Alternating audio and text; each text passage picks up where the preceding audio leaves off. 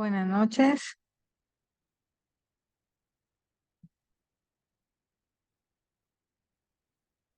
Vamos a esperar unos minuticos para tener una mayor afluencia de público y poder iniciar la clase del día de hoy.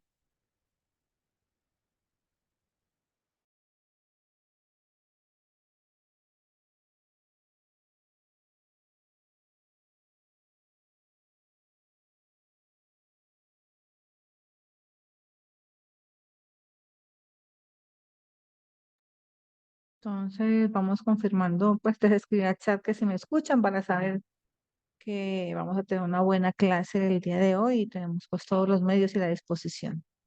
Me dicen que si me escuchan. 7:05 iniciamos porque están entrando más participantes.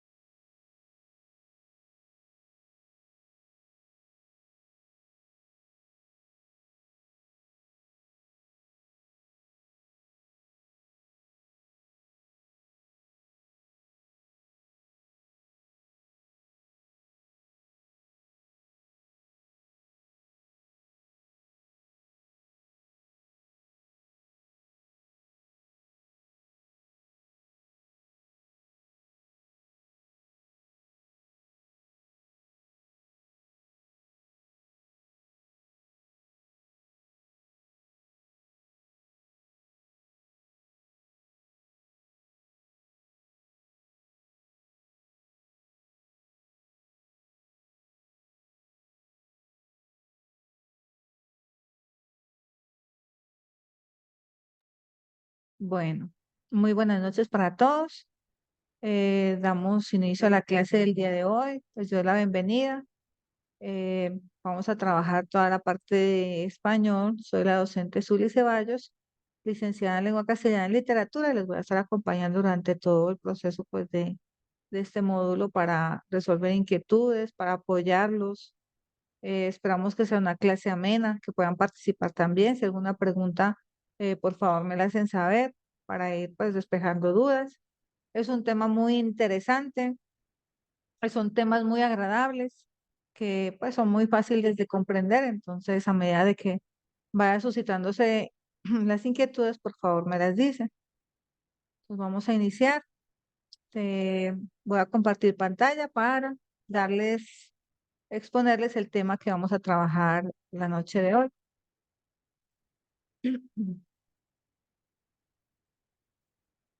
Entonces, esto para hoy tenemos una serie de temas o temáticas dentro de la literatura hispánica de la conquista y de la colonia. Antes de continuar, por favor, son tan amables en el chat, me confirman si están mirando pantallas, si están mirando las diapositivas para poder pues continuar y saber que ustedes pues están observando la temática. Listo, me dicen que sí, entonces vamos a continuar. Muchas gracias. Bueno, dentro de ese compendio de saberes, de ese compendio de conocimientos, encontramos la parte de la literatura hispánica, de la conquista y de la colonia. También tenemos unos subtemas que los vamos a ver, que es la literatura prehispánica, la literatura de la conquista y la literatura de la colonia. Tenemos por acá el primer tema, que es la literatura hispánica. Mi trabajo pues lo hago casi siempre en mapas conceptuales y vamos desarrollando y vamos despejando dudas. De esa forma, pues considero que es más organizado al momento de dar a conocer pues una temática. Dentro de la literatura hispánica nos habla, cuando hablamos de literatura prehispánica, pues las civilizaciones más importantes que tenemos en el mundo hispánico. En este, en este tema encontramos que son tres: mayas, incas, aztecas.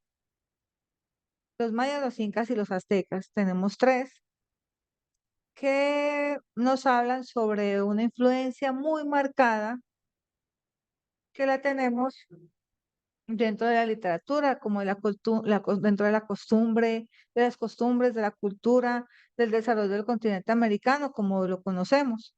Cada uno de ellos enmarcados en, por ejemplo, la cultura maya, en los ritos agrícolas, las ceremonias públicas, el arte y la cultura, que también pues en su época lo vemos muy marcado, pintura rupestre, murales y el frescos. Todo esto lo encontramos en la cultura maya dentro de la literatura hispánica. Dentro de la cultura azteca encontramos las orillas del lago de Texcoco, la unidad política de toda la Mesoamérica, sus dioses, que hablamos pues de toda la parte de creencias, Quesotocat, Tezcotlit, etcétera. Encontramos en la azteca toda la parte de dioses, de creencias, de mitologías, en cuanto pues a esta cultura. Y en la cultura inca ya la formaron pues lo que es Perú, Bolivia, Argentina, Chile y el sur de Colombia. También nos habla que está dividida en imperio en forma de la matemática y la precisa, porque ellos son los que traen todo esto a colación dentro de de la literatura prehispánica. Dentro de la Inca habla de la realeza, la nobleza, el pueblo, y todo era místico para ellos, todo tenía origen al destino divino. La Azteca tiene mucho que ver también con la Inca, porque en la Azteca nos habla de los dioses y en la Inca ya nos habla de todo ese destino divino que tiene apertura a la literatura prehispánica. Dentro de la literatura del descubrimiento y la conquista, esta se viene a manifestar en este periodo por las crónicas. Las crónicas, donde fueron textos que los encontramos acá escritos por los españoles durante el periodo de descubrimiento y la conquista de América. Nos dice que se hacen muy enriquecedores esos textos, ya que pues nos cuentan las vivencias que pasaron en ese preciso momento, en esa época, en todo lo que pudieron haber vivido nuestros antepasados. Entonces, se hace relevante esta posición o estos textos, que su propósito era relatar los sucesos, la aventura, descubrir todo lo, pues para ellos todo era asombroso, todo era nuevo, teniendo en cuenta que estábamos en esa época o estuvieron pues ellos en esa época del descubrimiento. Entonces para ellos todo era nuevo, todo era de emoción, de fantasía, pues todo era, les causaba una sorpresa. Posterior a eso, sus autores nos hablan de soldados conquistadores, evangelizadores, historiadores. ¿Por qué de ellos? Pues porque fueron los principales protagonistas, los que estuvieron ahí, estuvieron pues vivenciando todas estas circunstancias que se pudieron haber presentado. Su tema central, la descripción, teniendo en cuenta pues que todos los textos que encontramos hablan de esa descripción de tal cual fueron los acontecimientos. Aquí nos hablan de animales fabulosos, como les digo, pues estaban en la época del descubrimiento. Regiones exóticas, porque pues para ellos era un paraíso tropical todo lo que podían, lo que estaban mirando, lo que estaban descubriendo. Fenómenos naturales extraños, ya que todo pues era nuevo. Costumbres y características de los aborígenes. Más adelante miramos cómo esas costumbres van cambiando, aunque pues tienen una influencia muy marcada en toda la literatura eh, actual, pero sin embargo, pues dadas las circunstancias, van desapareciendo, van cambiando. Pero aquí pues tiene el tema central, dice las costumbres y características de los aborígenes. Encuentros con los indígenas y productos de la tierra. Los encuentros de los indígenas son los que ayudan, nos llevan a realizar esos escritos por parte de los españoles, porque pues para ellos todo era nuevo, entonces lo estaban dando a conocer a través de sus escritos. Se mezcla también la realidad con la fantasía, teniendo en cuenta que, que para ellos, pues como todo es nuevo, como les estaba pues contando, también los llevan a la parte fantástica para que esos textos sean pues más interesantes al momento de leer, para que esos textos tengan mayor trascendencia para la persona pues para el lector. Los orígenes que se cultivaron fueron las crónicas, los diarios, las cartas, el poema épico y la lírica. Las crónicas, teniendo en cuenta pues todo lo que aconteció en esa época del descubrimiento.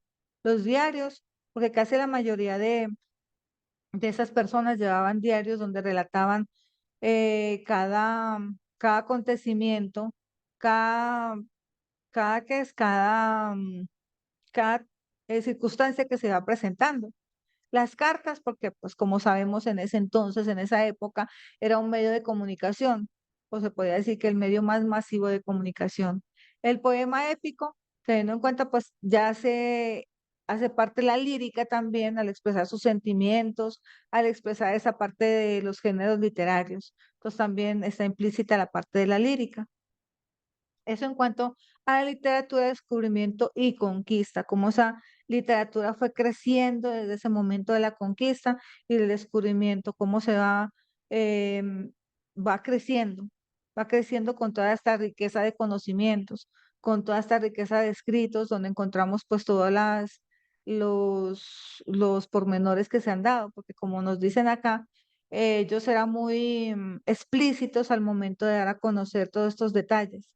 Entonces, ellos hablaban mucho sobre las regiones que conocían, que descubrían, esas tradiciones, esas culturas de nuestros aborígenes.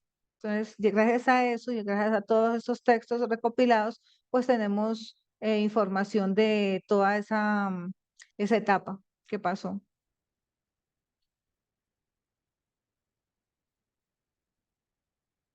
Luego nos habla de la literatura del descubrimiento. Tengamos en cuenta que la que pues terminamos de explicar es la literatura del descubrimiento y la conquista. Por otro lado, tenemos la literatura del descubrimiento. Inicia el 12 de octubre de 1492 con la llegada de Cristóbal Colón a la tierra de ultramar. Duró más de 3 siglos de historia. Dentro de todo este contexto histórico nos habla que los europeos en el siglo XV y el siglo XVI se encontraron en América donde se enfrentaron con un mundo desconocido, un mundo lleno de misterio. En el siglo XVII, la colonia define y organiza su estructura social, económica y política. Ya pues tiene mucha influencia de la parte de la conquista. Y en el siglo XVI se realizan muchas exploraciones. Ya pues van más allá de solo ese descubrimiento o solo esa parte donde están visualizando pues parte del descubrimiento, entonces van más allá para ver qué podían conocer. Dice que en el siglo XVI y en el siglo XVIII ya España puso en marcha un proyecto de colonización y organización institucional. Entonces ya pues obviamente esa parte de la conquista se está haciendo más profunda, digámoslo así, en el tema de la literatura. La característica, ese crecimiento que tiene por esa crisis del Imperio Español marcó un nuevo rumbo para la sensibilidad artística que también se hizo notar en las colonias. ¿Por qué? Porque mientras que acá era toda conquista, todo era nuevo, en otros lugares pues ya estaba pasando desapercibido, porque pues ya lo estaban escribiendo, ya había muchas historias, ya había muchos relatos sobre eso. La crónica indígena fue el género más prolífero durante el descubrimiento y la conquista.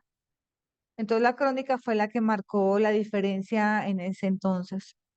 Dice que las crónicas son un completo documental para conocer las culturas prehispánicas, lo que les hablaba, que gracias a todas esas crónicas, a esos escritos por parte de, como lo miramos anterior, de los soldados, de todas las personas que participaron en este descubrimiento, pues conocemos de toda esa riqueza cultural de ese descubrimiento. Dentro de los temas que se manejaban dentro de la literatura del descubrimiento, encontramos la tensión entre lo terrenal y el más allá, o sea, lo desconocido. La aceptación y el rechazo del mundo. ¿Por qué? Porque pues ya se generan la polémica de escribir más allá, de escribir de esos mundos fantásticos que ellos encontraron. También encontramos la obsesión por la fugacidad de la vida, cómo, cómo pasa esas historias, cómo cambia la vida, cambia la cultura, cambia todo lo que en un momento pensaron que estaba terminado. La visión de la realidad como un escenario donde la vida humana es un juego teatral. Entonces vea que nos están hablando de los géneros literarios, hablamos también de la lírica con la que escribían toda esa clase de poemas y también acá ya nos habla de ese juego teatral, de cómo pues a través de la expresión corporal daban a entender parte de su cultura. Los escritores más destacados para esta época dice que era Hernán Cortés, con las 5 cartas de relación, Bernal Díaz del Castillo, quien escribió historias reales de la Nueva España, Carlos, obras históricas, filosóficas, Felipe también viene a escribir toda la parte de las nuevas crónicas y el nuevo gobierno.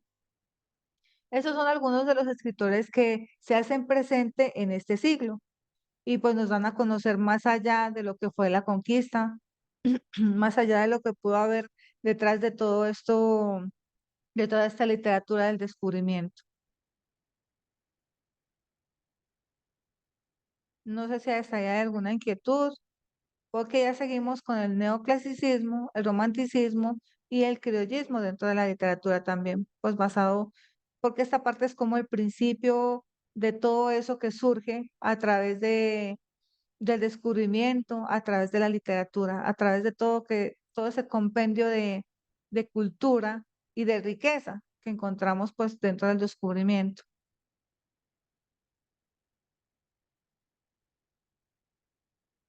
Pasamos a esa parte del neoclasicismo, del romanticismo y del criollismo. Pasamos a esa parte donde ya nos deja ver, eh, donde podemos ver esos nuevos movimientos clásicos que van a resurgir pues después de todo ese descubrimiento, de toda ese compendio de culturas. Posterior a eso encontramos el neoclasicismo, que ese neoclasicismo nos habla o nos significa un nuevo movimiento clásico, donde comienza a fines del siglo XVIII en el norte de Europa. El neoclasicismo expresa una reacción a la burguesía contra el rococó, adopta y promovió. Eso quiere decir que después de todo ese descubrimiento nace el neoclasicismo, donde nos va a llevar a nuevos mundos, nos va a dar a conocer nuevas experiencias. Por eso nos habla de ideas de la Revolución Francesa, grandes virtudes de la antigüedad, aceptó el paganismo, agregó la ciencia de la emoción, desarrolla la arquitectura, la escultura y la pintura. Entonces, en este neoclasicismo ya se da viabilidad a todas esas partes que de pronto no se aceptaban. Entonces, dentro del desarrollo, por ejemplo, de la arquitectura y la escultura y la pintura, encontramos que le dan un significado esencial, un significado pues más claro a toda esa parte de la belleza de la pintura y de la escultura, teniendo en cuenta pues de toda esa parte desde los géneros literarios. Nos habla en la prosa, dentro de la prosa, porque también nos habla en este neoclasicismo, nos habla de esos escritos en prosa, de esos escritos con elegancia, de esos escritos con belleza. Entonces nos viene a hablar sobre la prosa. La prosa nos dice que los fenómenos fueron el surgimiento del periodismo político, social y económico. como medio de difusión de la nueva ideología y la revolución. El neoclasicismo, como nos habla de la Revolución Francesa, acá nos viene a hablar de esa belleza de los textos, como es la prosa. El surgimiento del periodismo en cuanto político, en cuanto a dar a conocer todo pues, lo que está pasando, los cambios que se están presentando en la parte social y en la parte económica. Aquí nos habla como el medio de difusión de la nueva ideología, de todo lo que está cambiando. Son estos escritos que nos dan a conocer pues todo lo que lleva más allá de lo que podemos observar. Entonces nos informan de todo, de todas pues esas partes, esa parte de, de cambio que ha tenido toda esa sociedad. Dentro de esta prosa ya nos habla de una preferencia por los ensayos, por proclama de historias y discursos, el nacimiento de la verdadera novela realista hispanoamericana, que se da en México con José Joaquín Fernández de Lizardi. Nos habla de una preferencia por los ensayos, porque los ensayos pues ya vienen a ser textos más elaborados, más estructurados, y lo hacemos referencia con el periodismo político porque pues obviamente ya tienen que ser textos más elaborados para dar a conocer a una sociedad. Esa sociedad pues que en algún momento va a venir a juzgar o va a venir a no tanto juzgar, sino a determinar cómo están construidos esos textos literarios, esos textos narrativos en este caso. Entonces es por eso que los ensayos pues ya toman más auge dentro de este movimiento. También nos habla que toma cierta fuerza lo que es el monólogo en estos momentos. ¿Por qué? Porque es ya la expresión corporal, es el hablar, el dar a conocer esas historias, el dar a conocer todo lo que se vivió en esa parte de la literatura. Y en Colombia, donde la tradición clásica y académica ha sido muy fuerte hasta nuestros días. Destacaron en los años finales del siglo XVIII grupos poéticos de esta clase de textos. También nos habla de tertulia. La tertulia en cuanto a dar a conocer a través de la palabra, a través de esa oralidad, todo lo que está pasando. Pero también nos habla de la Academia del Buen Gusto. ¿Por qué? Porque ya pues como las personas van a dar a conocer todos esos textos a través de la tertulia, como les digo, ya va a haber una opinión diferente y ya va a haber pues la clasificación entre las tertulias de buen gusto, las tertulias pues que no gustan mucho al público. Entonces ya ellos ya tienen esa potestad de de poder clasificar y poder dar a conocer cuál es la mejor versión que pueden elegir.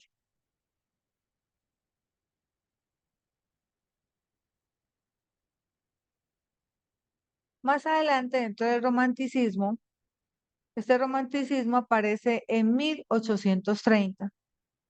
Dentro del romanticismo nos habla ya de, pues, su, su objetivo principal es la parte expresiva. Entonces nos dice que el ser subjetivo se caracteriza por ser subjetivos, ser idealistas, por ser nacionalistas, el gusto por lo exótico, el ser melancólicos, el ser irracional, ser expresivo. Hablamos del ser subjetivo que depende de la opinión. Entonces esa opinión va a ser muy subjetiva. ¿Por qué? Porque pues no van a profundizar en el tema, sino van a dar a conocer su punto de vista en cuanto a lo que se está presentando. Entonces de esta forma pues nos habla que puede ser es, eh, muy subjetivo la opinión que puedan dar. También se caracteriza por ser idealista. Busca lo ideal o lo perfecto, la perfección. En eso se mantiene el romanticismo. También se caracteriza por ser expresivo. Dice que busca lo fantástico y lo misterioso. En este caso busca crear ese misterio, crear esa parte de incógnita para crear pues esa suspicacia en cuanto a tener ese tema o a mantener esa, esas ganas de poder leer y poder saber más allá de lo que nos puedan presentar hasta el final. Entonces dice que busca la fantasía y lo misterioso para poder atraer pues a un público, a un lector o a un público si ya estamos hablando del poder expresar a través de los gestos. También se caracteriza por ser irracional, le gusta lo que no tiene explicación. ¿Por qué? Porque esa parte que no tiene explicación hace que el lector o hace que el público esté allí, esté pendiente de lo que pueda pasar, esté atento a lo que pueda suceder. Y de esta forma, pues, atrae y tiene la atención permanente de ese público.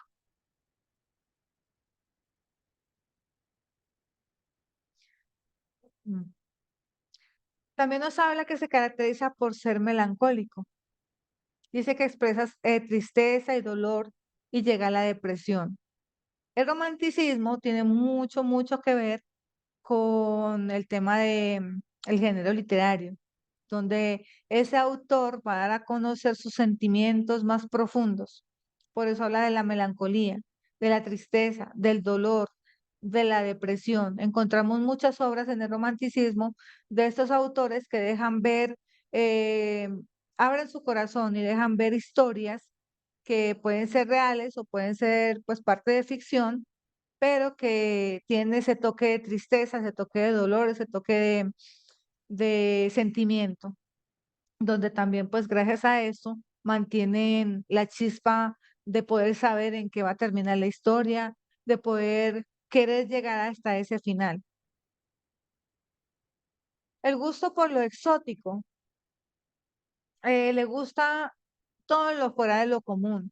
Este romanticismo viene a darle un vuelco a eso y es todo lo que pueda ser diferente, pueda causar impresión a los demás.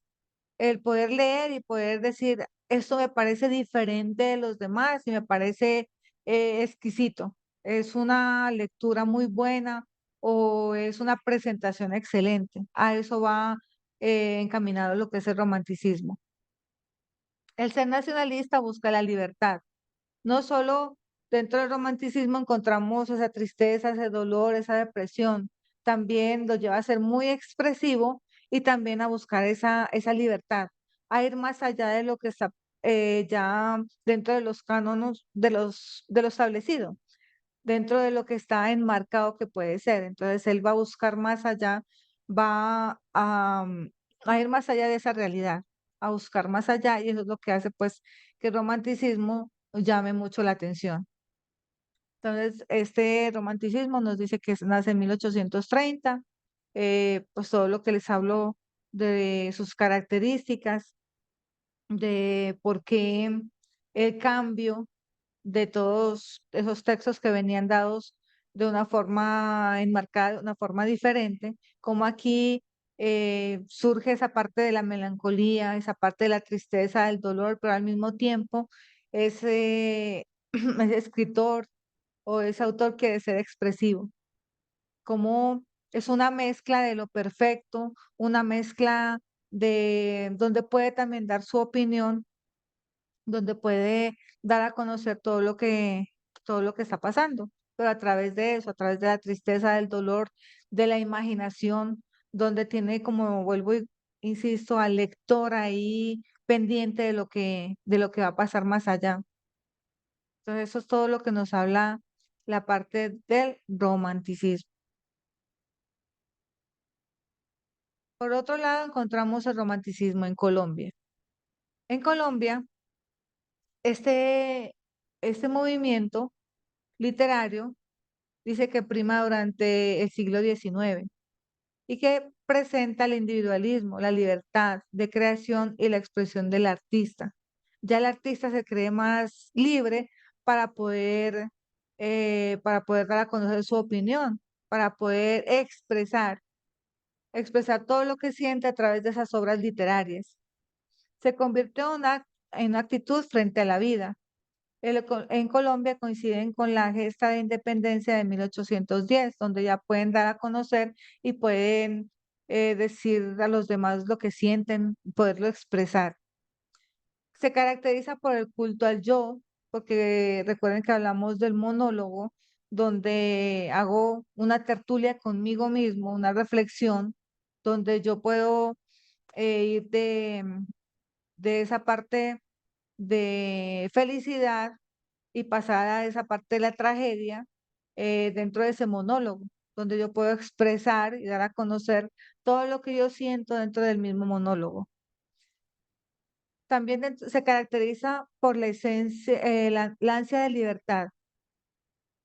Por favor, los que están conectados, ya me está diciendo el tiempo, entonces si de pronto nos llegamos a desconectar, se conectan por el mismo link para poder terminar la clase. Todavía nos queda pues unos minutos, pero por favor, para que se conecten por el mismo link. Bueno, continuando con el romanticismo en Colombia, nos habla sobre el culto al yo, que les hablaba sobre el monólogo, sobre la ansia de libertad, el poder expresar, el poder, em, el poder expresar y dar a entender a los demás toda esa angustia que vive, todo eso que tiene reprimido, pero a través de qué? De estos textos literarios. Habla también de la espontaneidad, la angustia, la metafísica, el espíritu idealista y el choque con la realidad, porque obviamente pues la realidad ya tiene tiene algo determinado, algo ya establecido, entonces él quiere ir más allá de eso y con eso nos enseña pues a ser libres en cuanto a la escritura. En el romanticismo en Colombia, sus temas son la intimidad del poeta, el paisaje, la exaltación de lo nacional y de lo popular, la vida y la muerte. Aquí ya nos trae este dilema, como es la vida y la muerte, dentro de las obras literarias, de las obras poéticas.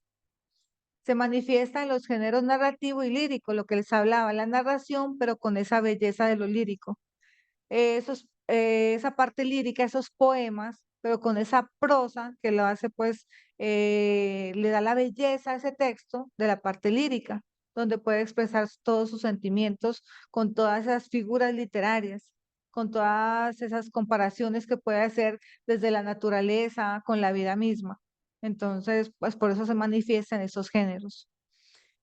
Su representante nos habla de José Estacio Cano, Gregorio Gutiérrez, Julio Flores, Rafael Pombo, Jorge Isaac.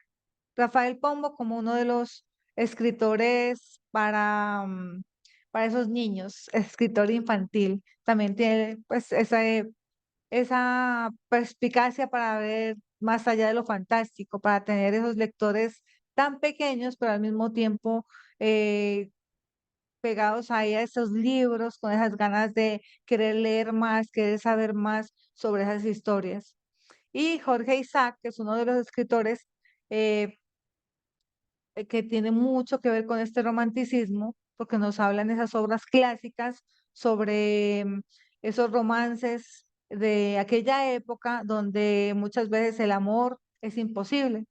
Entonces, este señor Jorge Isaac nos trae toda esa mezcla de sentimientos con esa narrativa tan perfecta y tan ilustre dentro de lo lírico. Nos habla pues de esa parte del amor imposible, esa parte de los poemas, del ser romántico, del ser expresivo con la otra persona, del querer esos amores imposibles, esos amores bonitos. Y influyó en la literatura, la música, la política, la pintura. Hablan de la literatura, pues con todo ese compendio de textos literarios, donde tiene esa belleza de todas las figuras literarias. La música, porque la música pues hace parte fundamental de lo que los textos líricos, ya que el autor lleva a su máxima expresión el aflorar sus sentimientos. La política, porque también pues ese texto narrativo nos hablan como lo vimos dentro de los ensayos, dentro de transmitir esa información. Entonces la política ya con esos textos más estructurados, dentro de una semántica, de una semiótica más organizada. La pintura que para un artista es como para el escritor. ¿Por qué? Porque ellos están, a través de esa pintura, están dando a conocer sus sentimientos. Y a través de esos textos también dan a conocer sus sentimientos. Entonces tiene mucho que ver la pintura en ese momento de transmitir lo que está sintiendo, de poder llevar en este caso, pues a la persona que está observando esa pintura, de poder llevarlo a ese espacio donde él se refugia para poder dar a conocer toda esa parte de sentimentalismo que puede estar generando. Esta literatura es un tema muy amplio y muy bonito, como les decía al principio de la clase, porque nos lleva a eso, a descubrir toda esa parte de sensibilidad de los autores, esa parte de lo bonito del escribir, de lo bonito del poder componer, del poder hacer, del poder mostrar. Les hablaba de Rafael Pombo como uno de los escritores de literatura infantil más grandes. También Julio Flores, que tiene esa parte de, como Jorge Isaac, de las obras literarias románticas. José Eusebio, también con todo ese compendio de obras que tiene majestuosas, que hace pues obviamente referencia a ese romanticismo en Colombia, donde pues podemos ver, podemos vislumbrar toda esa riqueza que tenemos dentro de nuestros escritores. Dentro de toda la exaltación de lo nacional, de lo popular, de la intimidad del poeta, donde da a conocer sus ideas, como también hablábamos en cierto momento de la libertad que ya tienen estos escritores para poder llevar esos textos a la publicación, para que los puedan, pues, poderlos publicar, para que los puedan conocer, ya poder transmitir toda ese sentir. Entonces, esto es lo que nos habla dentro del romanticismo en Colombia, que en cierta forma pues lo podemos ver hasta nuestros días, porque pues es una parte fundamental cuando hablamos con los pequeños sobre todos esos textos de literatura infantil, cuando hablamos de esas obras literarias, cuando vamos a los temas de también de redacción de informes, que ahí vemos la parte más estructurada con lo que es la parte de la política, que podemos pues, como les decía, hablar de esa semiótica, perdón, de esa sintáctica, de toda esa belleza de todos los textos que podemos encontrar. Bueno, ya va a terminar la clase, pues se va a terminar por ahora y nos volvemos a conectar, por favor. Ya falta un minutico para cerrar, pero por favor, sí los invito a volver a conectarse para continuar y cerrar el tema.